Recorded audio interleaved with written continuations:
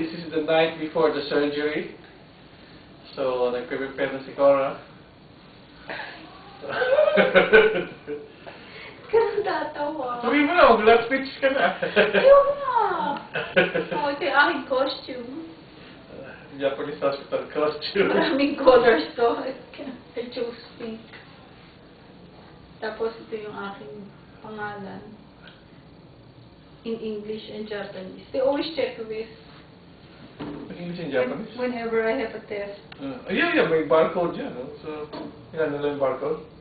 No, they just check my name. Tapos kanina may mga sinukat-sinukat sa ano? So, ano yung mga test mo? CAT scan? X-ray? X-ray. Tapos merong parang ultrasound ng legs ko. For the deep vein thrombosis. Tapos yung mga physical therapy tests. Tapos, recovery is 3 weeks. Minimum 2 weeks. Tagal. Tapos 3 weeks daw. Clara, pakita mo yung meron ako. TV, high-tech.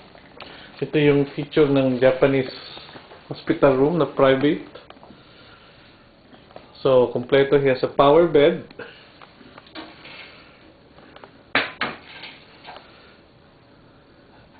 You can move the bed in all direction. Nagsasalita pa siya. With audio commands. Medyo mahina mata mo. Pero Japanese.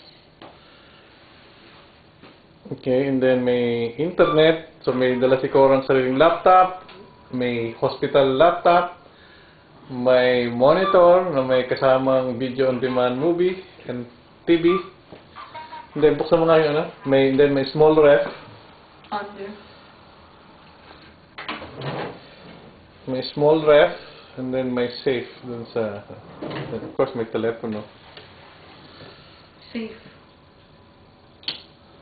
Ano ba nilagay yung susi ko? Okay. And then this is the hallway out. Ito ay...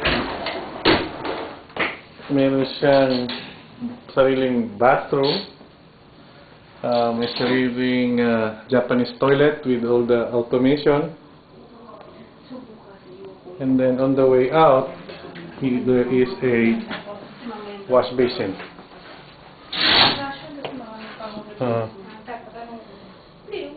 Ito yung itsura ng kwarto. Pero wala akong dadalhin pabalik. And then outside the window is a view of Nakikita yung tante dito. Kobe. Di ba sinabi nila Kobe? Nikora, so this is view of Kobe.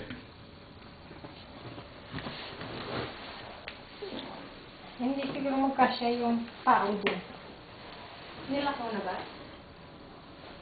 Doon, yun lang. Hinihintay namin yung doktor for final paperwork and instruction.